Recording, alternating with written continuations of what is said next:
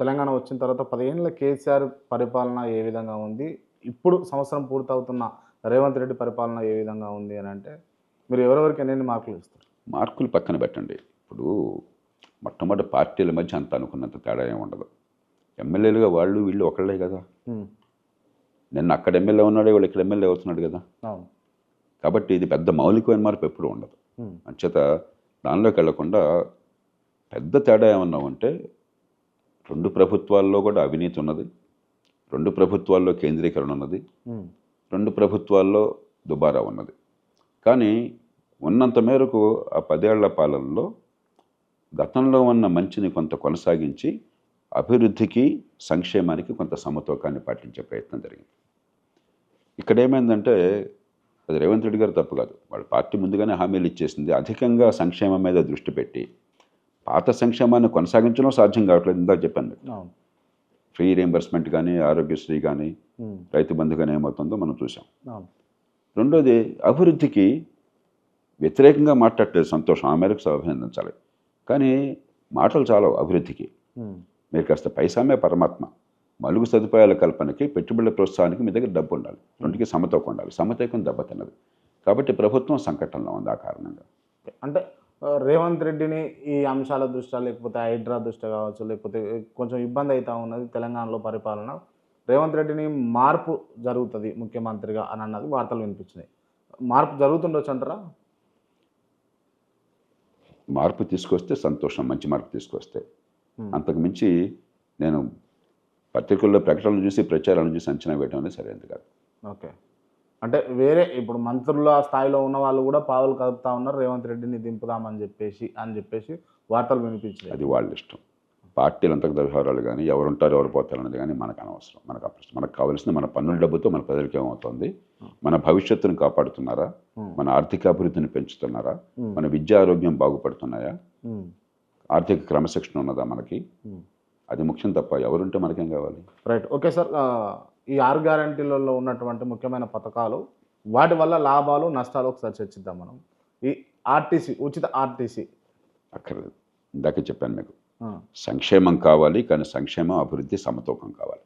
హ్మ్. అంతేగాని నా ఎజెండాకి వీరిని తీసుకురావాలి, కానీ వాళ్ళ ఎజెండాలోకి నేను వెళ్ళాల్సిన అవసరం లేదు. హ్మ్. కాబట్టి దానిలోకి నేను చర్చలో వెళ్ళను.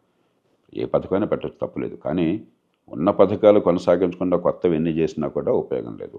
హ్మ్. 2 అభివృద్ధి కోసం బాటలు వేయకుండా అంతా సంక్షేమమే అని చెప్పినా కూడా ఉపయోగం లేదు. ఆర్థిక క్రమశిక్షణ చాలా ముఖ్యం. అక్కడ దెబ్బతిన్నది 2 రాష్ట్రాలు, తెలుగు రాష్ట్రాలు కూడా కష్టంలో ఉన్నాయి. ఆ కష్టం నుంచి బయటపడాలి.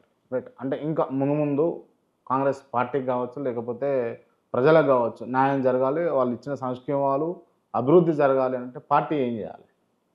పాలకులు ఏం చేయాలి? ఇప్పటిదాకా చెప్పాను కదయ్యా, ఆ! 5 అంశాలు చెప్పాను. హ్మ్. పోసగుచ్చినట్టు చెప్పాను. హ్మ్. 5 అంశాలు చేయాలి. హ్మ్. అభివృద్ధి ఇంకో రకంగా రాదు. అభివృద్ధి నినాదాలతో రాదు, డ్రామాలతో రాదు. హ్మ్. ఆర్థిక క్రమశిక్షణ లేకుండా, హ్మ్. భవిష్యత్తు కోసం పెట్టుబడులు సరైన రీతిలో ఉండకుండా, మౌలిక సదుపాయాలు మెరుగుపరచకుండా, హ్మ్. మంచి ప్రమాణాల విద్యను తీసుకురాకుండా పాఠశాల స్థాయిలో, మంచి ఆరోగ్యాన్ని అందించకుండా, హ్మ్. కనీస ప్రమాణాల చట్టబద్ధ పాలన లేకుండా, కనీసం కాంట్రాక్ట్ ఎన్ఫోర్స్మెంటు, ప్రాపర్టీ టైటిల్సు, సెటిల్మెంట్ డిస్ప్యూట్స్ ఇంతవరకైనా కనీసం ఉన్నట్టయితే సరిగ్గా, హ్మ్. మరి మీకు చిన్న పట్టణాలు లేకుండా సమగ్రమైన అభివృద్ధి రాదు. కేటీఆర్ ఈ ఫార్ములా విషయంలో రాంగ్ చేసిండు, మిస్టేక్ చేసిండు, స్కామ్ జరిగింది అని చెప్పేసి కాంగ్రెస్ ఆరోపించింది. నాకు ఆ విషయం తెలియదు. నేను ఆ విషయం అధ్యయనం చేయాల. కానీ భారతదేశంలో వివిధ రాష్ట్రాలలో దాదాపు ప్రతి పనికి అవినీతి ఉందన్న విషయం ఆబాలగోపాలానికి తెలుసు. కాబట్టి అంతకంటే ఫలానా చోట ఉందో లేదో నాకు అనవసరం, ఆసక్తి కూడా లేదు. ఈ వ్యక్తిగతమైన కేసుల్లో కట్టడం నాకు అనవసరం. I'm not interested. ఒక అవినీతి కల్చర్ ఉన్నది, అది వాస్తవం. ఓకే. సరే సార్. దానిలో అనుమానం ఏమాత్రం లేదు. ఇదంతా రాజకీయ నాయకుల పాయింట్ ఆఫ్ వ్యూ మాట్లాడుకుంటే, ప్రజలు ఏం చేయాలి అని అంటే, ప్రజల పార్టిసిపేషన్ ఏముండాలి అని అంటే ఓటింగ్ సిస్టంలో? నేను 3 విషయాలు కోరేది ప్రజల్ని. ఒకటి, మనందరం బతికేది మన బిడ్డల భవిష్యత్తు కోసం. హ్మ్. కాబట్టి ఈవేళ వాళ్ళు ఏ సంక్షేమం ఇచ్చినా పుచ్చుకుందాం, కానీ దానివల్ల బతుకులు బాగుపడని మనందరికీ తెలుసు. హ్మ్. ఏ కుటుంబం అయినా సరే పిల్లల బతుకులు బాగుపడ్డాయని చెప్పంటే, మన కుటుంబం ఆర్థికంగా కొంచెం పొదుపుగా ఉండి, దుబారా ఖర్చులు లేకుండా ఉండి, పిల్లలకి మంచి చదువు వచ్చి, వాళ్ళకి ఆత్మవిశ్వాసాన్ని, వాళ్ళ నైపుణ్యాన్ని పెంచి, కాస్త రేపటి కోసం మనం వెనకేసుకుంటే కుటుంబాలు బాగుపడ్డాయి. కాబట్టి పిల్లల విద్య, మంచి ఆరోగ్యం, రేపటి గురించి ఆలోచన తప్ప ఇంకే మార్గము లేదు, షార్ట్ కట్స్ లేవు అభివృద్ధికి. రెండోది, మీరు ఏమి జీవితంలో చేస్తే కుటుంబాలు బాగుపడుతున్నాయి, ప్రభుత్వం కూడా ఆ పనే చేయాలి. ప్రభుత్వం కూడా దుబారా ఖర్చు, వాళ్ళ ఆర్భాటము, అట్టహాసము, ప్రచారము, కానీ పొదుపరితనం లేదు. డబ్బులు ఇష్టం వచ్చినట్టు ఖర్చు పెడతారు, మన డబ్బుని, ఇది మన డబ్బు. ఆ డబ్బు వల్ల ఫలితం మనకేమీ రాదు, వాడి ఖర్చు కనిపిస్తుంది తప్పితే ఏ రంగాల్లో ఖర్చు పెట్టాలో ఆ రంగాల్లో ఖర్చు పెట్టడం లేదు, అభివృద్ధి జరగటం లేదు. కాబట్టి మీరు గట్టిగా నా పిల్లలకు అభివృద్ధి కావాలి, నిజమైన ఉపాధి కల్పన కావాలి, ఆదాయాన్ని పెంచే శక్తి కావాలి, నా పిల్లలకి మంచి చదువు అందాలి, మంచి ఆరోగ్యం అందాలి, దానికోసం పట్టుబడండి. మూడోది, మన కర్మ కొద్దీ ఈ దేశంలో పుట్టిన ప్రతివాడికి ఏదో కులమో మతం ఉంటుంది, ప్రాంతమో ఉంటుంది. అదే మనం నిర్వచించినట్టయితే అంతకంటే దారుణం ఇంకోవట్లేదు. దాని నుంచి మన పిల్లల్ని బయటపడే ఏర్పాటు చేయాలి. అంతేగాని వీళ్ళందరూ ఓట్ల కోసం అని చెప్పానో, మనల్ని మోసం చేయాలని చెప్పానో, రెచ్చగొట్టాలని చెప్పానో కులాలు, మతాలు, ప్రాంతాలు రోజు తీసుకొస్తారు, ద్వేషాన్ని నింపుతారు. మనకు కావాల్సింది మన ఇంటికి, మన పిల్లలకి ఏం కావాలి, దాని మీద దృష్టి పెట్టండి, కానీ ఈ రచ్చలు పడబోకండి. ఆ మూడు చేస్తే ఖచ్చితంగా బతుకులు బాగుపడతాయి. Okay, right sir. ఇంకోటి ఏంటంటే మాలలకు, మాదికలకు కొంచెం వైరం అయితే నడుస్తూ ఉంది. ఏబిసిడి వర్గీకరణ వల్ల ఇరు వర్గాలలో ఎవరు నష్టపోతారు? లాభ నష్టాలు చూడకూడదు. మనం చూడవలసింది రిజర్వేషన్కి వెనకాల ఉన్న ప్రాతిపదిక ఏమిటి? కొన్ని వర్గాలు వివక్ష వల్ల అవకాశాలు లేకపోతే వెనుకబడ్డాయి. వెనుకబడ్డ వర్గాలకు ఓతం ఇవ్వాలి మనం, అదే రిజర్వేషన్ కాలం. అలాంటప్పుడు ఈ వర్గాలు మొత్తం కూడా హోమోజనస్ కాదు కదా. ఉదాహరణకి దళిత వర్గాలు, దానిలో ఉపకులాలు చాలా ఉన్నాయి. మరి ఎలాగైతే మొత్తం సమాజంలో కొన్ని వర్గాలకి ఎక్కువ వివక్ష చేకూరుందో, వెనకబడుతనం ఉందో, మళ్ళీ దళిత వర్గాల్లో మళ్ళీ కొన్ని ఉపవర్గాలకి వెనకబడుతూ ఉన్నప్పుడు వారి సంగతి పట్టించుకోవాలి కదా. వారేమీ అదనంగా అడగట్లేదు కదా, వాళ్ళు ఆ ఉన్న వర్గాల్లో వాళ్ళ దామాషా ప్రకారం ఇమ్మంటున్నారు. అది నష్టం ఎవరికి అవుతుంది, ఏ రకంగా అవుతుంది? కాబట్టి రిజర్వేషన్ మనం అవసరమని భావించినప్పుడు వెనకబడ్డ వారికి దానిలో ఆ వర్గాల్లో కేటాయించడం అనేది, ఉపకులాల కేటాయింపు అనేది సరైనటువంటి పద్ధతి, దాన్ని ఎవరు కాదనలేరు. కానీ దాన్ని పర్టికులర్గా మాల సామాజిక వర్గం పూర్తి స్థాయిలో వ్యతిరేకిస్తూ ఉంది. సరే, ఇప్పుడు ప్రతి వాళ్ళు కూడా నాకు లాభం ఏంటని చూసుకుంటారు, కానీ కొంతమంది దానికి అతీతంగా ఆలోచించి సమాజంలో మొత్తం మీద న్యాయం జరుగుతుందో చూడాలి. చాలా రోజుల నుంచి, చాలా ఏళ్ళ నుంచి కూడా బహుజన రాజ్యాధికారం, బీసీ రాజ్యం రావాలి అని చెప్పేసి చాలామంది బీసీ నాయకులు ముందుకు వచ్చారు. మధ్యలో ఉద్యమం నీరు గారిపోతూ ఉంది. సో భవిష్యత్తులో నిజంగా బీసీ రాజ్యం రావాలి, బహుజన రాజ్యం ఏర్పడాలంటే బీసీలు ఏం చేయాలి పర్టికులర్లీ? ఇప్పుడు స్థానిక ప్రభుత్వాల్లో రిజర్వేషన్లు ఉన్నాయి. ఇవాళ దాదాపుగా 50% రిజర్వేషన్లు ఉన్నాయి ఎస్సీ, ఎస్టీ, బీసీలకి. మహిళలకి మరో 50% ఉన్నాయి. అంటే 50 + 25 75% రిజర్వేషన్లు ఉన్నాయి స్థానిక ప్రభుత్వాల్లో. అధికారం ఏమి ఇచ్చారు? ఉత్సవగృహాలు కూర్చోబెట్టారు. కాబట్టి నిజంగా మరి రాజ్యాధికారం కావాలంటే స్థానిక ప్రభుత్వాల్లో ఇప్పటికే రిజర్వేషన్లు ఉన్నాయి. కాబట్టి ఉత్సవగృహాలు కూర్చోబెట్టి నిజమైన అధికారం, వనరులు, అధికారం చేతుల్లోకి వస్తే ముందు కొంత పట్టు వస్తుంది, అనుభవం వస్తుంది, పట్టు వస్తుంది, రాజ్యాధికారం చేజెక్కుతుంది. రెండోది, ఈ పార్టీలు కొందరు వ్యక్తుల ఆస్తులుగా ఉన్నంతకాలం, వాళ్ళ ప్రైవేట్ జాగీర్లుగా ఉన్నంతకాలం వాళ్ళ దయాదాక్షిణ్యం మీద తప్ప మీకు ఎదిగే అవకాశం ఉండదు. పార్టీల్లో అంతర్గత ప్రజాస్వామ్యం కోసం పోరాడండి. పార్టీల్లో ఎవరు అభ్యర్థి కావాలని చెప్పినది ఒక నాయకుడు కూర్చుని నువ్వు రావాయా, నువ్వు వద్దా అని చెప్పడం కాకుండా, అక్కడ పార్టీ సభ్యులు కోరుకునే రీతి ఉందనుకోండి, సహజంగా సంఖ్యాబలం ఉన్నప్పుడు మీకు వస్తుంది, అవకాశం వస్తుంది, నాయకత్వ లక్షణాలకు అవకాశం ఉంది. ఇవాళ అక్కడ లేదు. ఇవాళ పైవాడిని, అగ్రనాయకుడిని తృప్తిపరిచిన వాడు కాలు పట్టుకున్న వాడికి అవకాశం వస్తున్నది. నిజంగా రాజ్యాధికారం అర్హులకి, వివిధ వర్గాలకి న్యాయంగా రావాలని చెప్పంటే పార్టీలో అంతర్గత ప్రజాస్వామ్యం. మూడోది,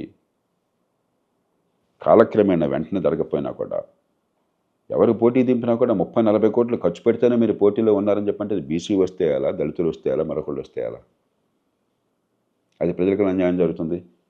ఈ డబ్బుల ఖర్చు, డబ్బుల పంపిణీ లేకుండా ఎన్నికల్లో గెలిచే వ్యవస్థ కోసం పోరాడండి.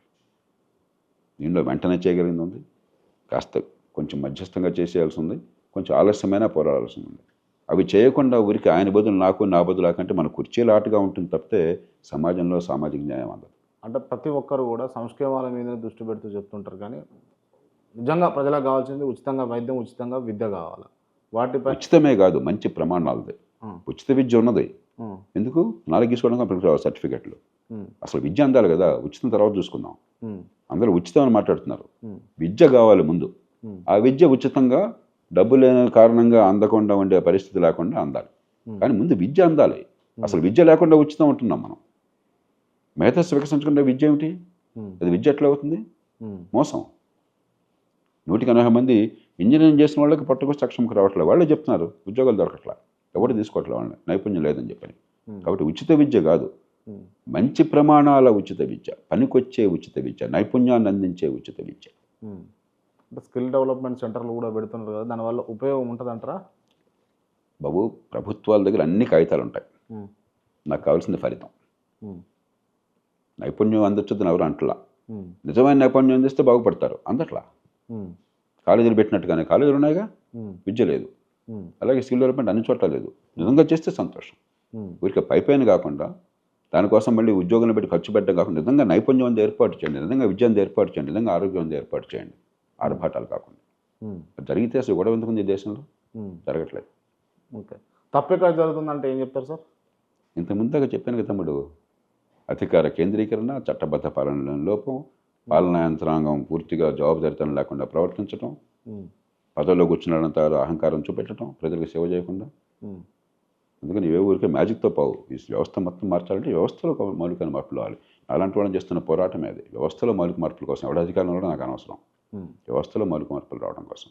ఓకే, బీఆర్ఎస్ అధికారం కోల్పోవడానికి మెయిన్ రీజన్ ఏమనుకుంటారు సార్ మీరు? ఒక రాజకీయ పార్టీ. నాకేం ఇంట్రెస్ట్ ఉంది, మీకేం ఇంట్రెస్ట్ ఉంది? వాడు ఉంటే మీకెలా, మీరు పోతే మీకెలా? ఈ గొడవ ఏంటి, ఈ రంధేంటి? మనకేం జరుగుతుందో చూసుకోకుండా వాడి అధికారంలో ఉన్నాడు లేదా, వీడి మంత్రి లేదా, నీకెందుకు నాకెందుకు? ఇది ఈ చర్చ ఏంటిది? మీడియా అంతా కూడా వాడి పదవి కోసం, మీ బతుకులు, ఈ సామాన్యుల బతుకుల కోసమా? ఎవడు అధికారులు ఉంటే మీకేం కావాలి? ఏం జరిగిందో చూసుకోకుండా ఈ చర్చ వల్ల ఫలితం ఏముందా? బీఆర్ఎస్ ఎందుకు పోయింది? కాంగ్రెస్ రేవంత్ రెడ్డి ఉంటాడా, ఆయన తర్వాత ఇంకోటి వస్తాడు, నీకేంటి నాకేంటయ్యా? మన బామ్మరిదా? మనకేమన్నా కావాలన్నా? నాకేమవుతుంది? నాకేమవుతుంది? నాకు ఎవడు ముఖ్యమంత్రి అయితే నాకేం కావాలా? నాకేమవుతుంది? ముఖ్యమంత్రులు నా పిల్లల బతుకులకి ఏమవుతుంది? ఏదైనా గెజెట్ తీసుకురావాలన్నా కూడా, ఏదైనా జీవో ఇవ్వాలన్నా కూడా వాళ్ళే కదా, పాలకులు వాళ్ళే కదా. దాని గురించి ఆలోచించాయా? వాడెవడో నీకెందుకు? ఏం చేస్తున్నారో ఆలోచించు. ఎవడున్నాడో నాకెందుకు? మన చెత్త అంతా కూడా ఏదో వాడు పోరాడుకుంటే మనకేంటాయి గొడవ? ఇప్పుడు ఇట్లాంటి వాళ్ళు ఉన్నప్పుడు మీరు చాలా ఇదంతా అపరిపక్వంగా ఉన్నది. సమర్థులు, నిజాయితీ పరులు గనక మన తరపున అక్కడ బాధ్యత తీసుకుంటే మంచి ఫలితాలు వస్తాయనేది చిన్నపిల్లలకు కూడా తెలుసు. మన సమస్య సమర్థులు లేక కాదు, అన్ని పార్టీల్లో సమర్థులు ఉన్నారు. సమర్థవంతమైన పాలన ఎందుకు? అన్ని పార్టీలు నిజాయితీ పరులు ఉన్నారు, కానీ నిజాయితీ పరులు ఎదిగే వ్యవస్థ లేదు, సమర్థులు ఎదిగే వ్యవస్థ లేదు. 30-40 కోట్లు ఖర్చు పెడితే ఎమ్మెల్యేగా గట్టిగా పోటీ ఇచ్చినట్టు వ్యవస్థ నిర్మాణం చేసిన తర్వాత నిజాయితీ పరులు ఎట్లా నిలబడతాడు? నిలబడిన ఎలా కొనసాగుతాడు? ఎవరు కూర్చున్నా కూడా పని జరిగిన వ్యవస్థ నిర్మాణం చేసిన తర్వాత, అధికార కేంద్రీకరణ చేసిన తర్వాత మీరు మంత్రిగా ఉన్న ఉపయోగం లేదు. ముఖ్యమంత్రి దేశంలో సర్వరాజు, ప్రధానమంత్రి, ముఖ్యమంత్రి, మిగతా వాళ్ళంతా కూడా తరాదులు అయిపోయినారు. అంచేత వ్యవస్థను అర్థం చేసుకోకుండా వీడు మంచోడు వస్తే బాగుంటుంది, వీడు సేమ్ అయితే బాగుంటుంది, ఏదో మనం మ్యాజిక్ కోసం చూస్తున్నాం. మ్యాజిక్లు ఏం లేవు, చిట్కాలు ఏం లేవు. మనం కొంచెం మీలాంటి వాళ్ళు చేయవలసింది ప్రజాస్వామ్యంలో ప్రజలకి కాస్తకొస్తే క్రమక్రమంగా లోతు తెరవటం. అంతేగాని వీడు కోటేసి మన్నాడు నుంచి మురదాబాద్ అని, మళ్ళీ పోయి వాడు కోటేసి మళ్ళీ మురదాబాద్ అని మన రోజు చూస్తున్నది అదేగా. ఆటగాళ్ళు మారుతున్నారు, ఆట నియమాలు మారట్లా, మన బతుకులు మారట్లా. కాబట్టి మన శ్రద్ధ ఆటగాళ్ళ మీద కాదు, ఎవడు ముఖ్యమంత్రి అయ్యాడు కాదు, వాడు ఎవడైతే నాకు కావాలి, ఎవడు ఎమ్మెల్యే అయితే నాకేం కావాలి. నాకు కావాల్సింది మన ప్రజలకు అందవలసినవి అందుతున్నాయా, దానికి కావాల్సిన ఏర్పాట్లు జరుగుతున్నాయా, అది మంచి చేస్తే బాగుంది, మంచి చేయకపోతే బాగోలేదు. That's all. మనకు మిగతా ఏమీ అనవసరం. Okay sir, thank you so much.